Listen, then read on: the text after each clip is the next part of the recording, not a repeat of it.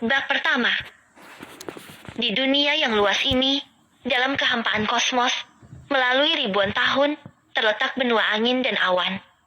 Ini adalah dunia di mana kekuatan tertinggi dan para jagoan dihormati, di mana aturan dan hukum berkisar seputar kekuatan. Jalan seni bela diri, kejaran abadi umat manusia, menembus batas manusia, di mana yang lemah mampu mengangkat beban berat, dan yang kuat dapat menghancurkan gunung dan membelah lautan, bahkan mencapai bintang dan bulan. Tidak ada yang tahu seberapa luasnya dunia ini, jalur menuju puncak tertutupi oleh tulang belulang. Ini adalah dunia yang terdiri dari jutaan seniman bela diri, dikenal sebagai dunia dewa seni bela diri. 8 tahun yang lalu, arena latihan keluarga angin. Feng Yun, jiwa bela diri kembar. 3 tetua agak terkejut melihat mutiara roh pengujian. Agak tidak percaya dengan getaran di suara mereka. Hanya dengan satu kalimat, membuat seluruh keluarga angin berguncang. Jiwa bela diri kembar, satu dari sejuta, bahkan tidak pernah muncul sebelumnya di kota naga tanah beku, seperti yang tercatat dalam warisan keluarga. Setiap seniman bela diri dengan jiwa bela diri kembar yang muncul di benua angin dan awan adalah tokoh yang menakjubkan dan luar biasa. Astaga, keluarga angin benar-benar memiliki jiwa bela diri kembar. Dia adalah cucuku. Hahaha. Ketua keluarga angin, Feng Xiaotian, tidak bisa menahan tawa gembira. Cepat lihat, apa jiwa bela diri anakku? Feng Ling, dengan penuh emosi, masuk ke arena latihan dan melihat ke mutiara roh pengujian. Aneh, mengapa jiwa bela diri berupa 2 pusaran? Bagaimana ini bisa terjadi? Kota naga tanah beku terletak di keprefekturan utara langit biru, merupakan tanah yang selalu tertutup salju dan dingin, dengan 3 keluarga besar yang berkuasa di dalamnya, yaitu keluarga angin, keluarga Xiao, dan keluarga Lu. Feng Yun adalah cucu langsung dari kepala keluarga angin. Di arena latihan. Lihat, harapan kita dari keluarga angin, Feng Yun, seorang jenius dengan jiwa bela diri kembar yang menakjubkan. Seorang murid keluarga angin mengolok-olok. Tawa sinis seketika memenuhi arena latihan. Ratusan murid generasi ketiga keluarga angin yang menunggu untuk diuji secara bersamaan menoleh ke arah Feng Yun yang datang. Jiwa bela diri kembar, masa depan keluarga angin, benar-benar sebuah lelucon. 8 tahun berlalu, apakah sang jenis besar keluarga angin kita telah mencapai tingkat kultivasi kita tahap kedua atau belum? Suara-suara menusuk telinga terdengar. Feng Yun menggenggam erat kedua tinjunya, menyebabkan sendi-sendi tulangnya berbunyi krak-krak. 8 tahun yang lalu, Feng Yun ditemukan memiliki jiwa bela diri kembar. Meskipun tidak diketahui apa sebenarnya jiwa bela diri tersebut, namun keluarga tetap berupaya keras untuk melatihnya sebagai harapan masa depan keluarga. Namun, meskipun Feng Yun berlatih dengan tekun, dia tetap tak bisa menembus tingkat kultivasi ki tahap kedua, dan dijadikan bahan olok-olok. Feng Yang, jiwa bela diri putaran angin, kultivasi ki tahap kelima. 3 tetua menyatakan dengan lantang, melihat mutiara roh pengujian.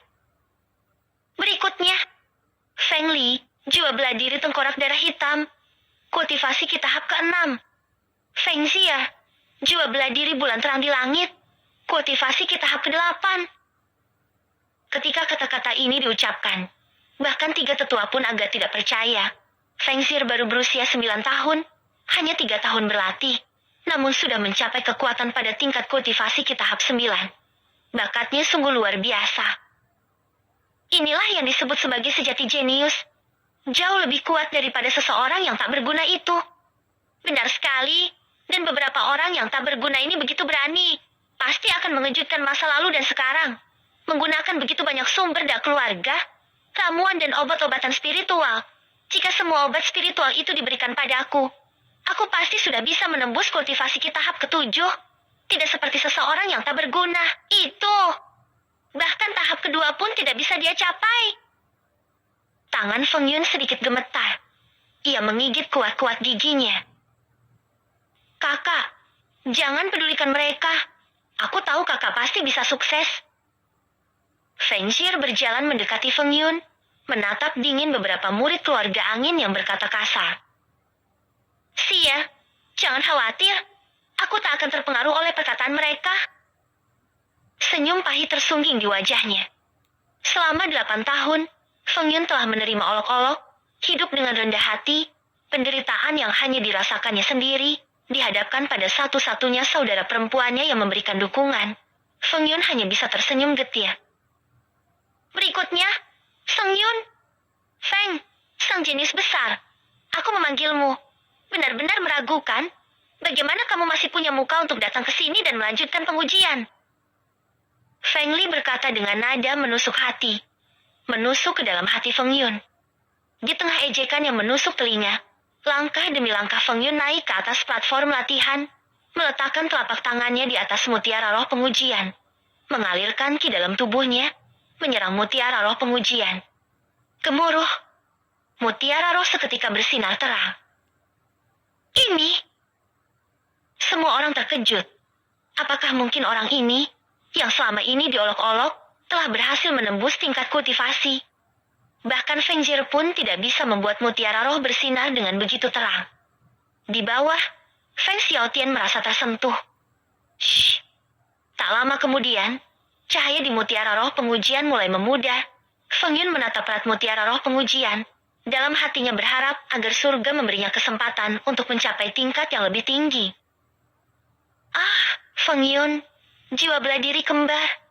Jiwa bela diri tidak jelas. Kultivasi kita tahap pertama. Ekspresi kekecewaan terpancar di wajah tiga tetua. Hahaha, membuat keributan besar begini. Pikir mereka jenius besar kita telah berhasil menembus. Ternyata 8 tahun kemudian, masih berada pada kultivasi kita tahap pertama. Orang tak berguna. Pergilah. Tinggalkan keluarga angin. Kita tidak punya cukup makanan untuk membayar satu orang yang tak berguna. Feng Yun mengangkat kepala dengan penuh kekecewaan, melihat ke arah kejauhan, saat melihat ekspresi kecewa di mata kakeknya, seperti palu yang menghantam dadanya. Ia pun muntah darah dengan pahit. Feng Yun mungkin tak peduli dengan ejekan orang lain. Namun baginya, kekecewaan kakeknya tidak bisa diabaikan. Segala sesuatunya mulai berputar. Pandangan di depannya mulai kabur. Seorang sosok kecil berlari ke arah platform pengujian, seolah-olah berteriak sesuatu. Namun Feng Yun tidak bisa mendengar. Tatapan khawatirnya membuat Feng Yun terharu. Dia adalah satu-satunya saudara perempuannya. Segala sesuatu di sekitarnya menjadi gelap.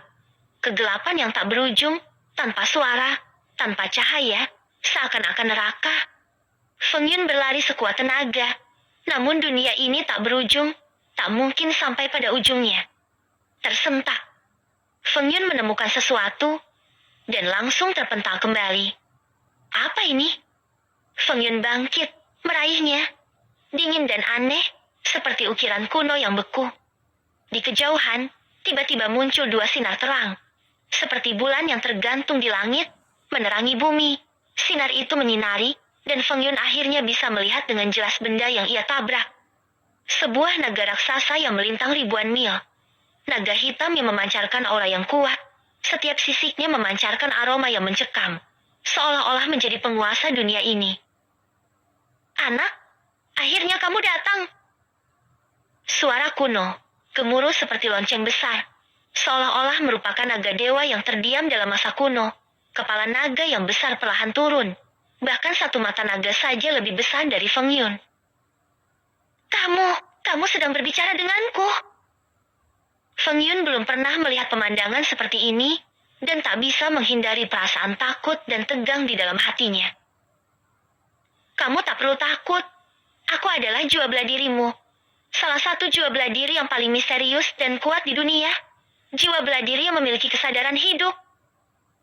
Naga hitam berbicara dengan lembut, seolah-olah takut suaranya yang keras akan menghantam Feng Yun.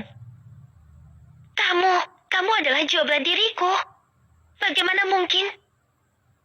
Meskipun Feng Yun memiliki jiwa bela diri kembar, namun dia tidak pernah merasakan manfaat yang diberikan jiwa bela diri kembar, karena dia tidak pernah tahu apa jiwa bela dirinya, menyebabkan kesulitan dalam kultivasi. Benar, aku adalah jiwa bela diri kehidupan. Jiwa bela diri kehidupan sangat langka. Meskipun ada beberapa orang yang memiliki jiwa bela diri kehidupan, namun karena sulitnya mengumpulkan cukup ki untuk mengkondensasikan jiwa bela diri, Mereka akhirnya memutuskan untuk tidak melanjutkan kultivasi. Oleh karena itu, jiwa bela diri kehidupan adalah pedang bermata dua. Bisa berkembang menjadi sangat kuat, namun juga memerlukan konsumsi ki yang tak terbatas. Jika tidak dapat mengumpulkan cukup kekuatan, akhirnya akan berakhir dengan kematian yang tragis. Setelah mengetahui bahwa naga ini adalah jiwa bela dirinya, awalnya Feng Yun merasa senang, namun kata-kata selanjutnya membuatnya merasa tertekan. Tenanglah, anakku, kita satu kesatuan, hidup dan mati kita saling terkait. Tak peduli bagaimanapun keadaannya, aku akan membawamu menuju puncak seni bela diri. Apakah kamu bersedia percaya padaku? Jiwa bela diri naga dewa melanjutkan. Ya! Feng Yun mengangguk tegas. 8 tahun penuh ejekan dan cemoohan membuatnya tak bisa melupakan ekspresi kecewa kakeknya, tatapan khawatir adik perempuannya. Semua itu membuat hati Feng Yun terluka. Oleh karena itu, Feng Yun takkan pernah menyerah.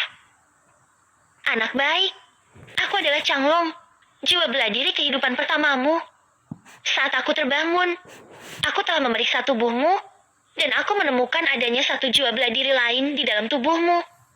Aku sangat bersemangat melihat bagaimana seorang pencinta seni bela diri dengan jiwa bela diri kehidupan kembar akan mencapai puncak seperti apa.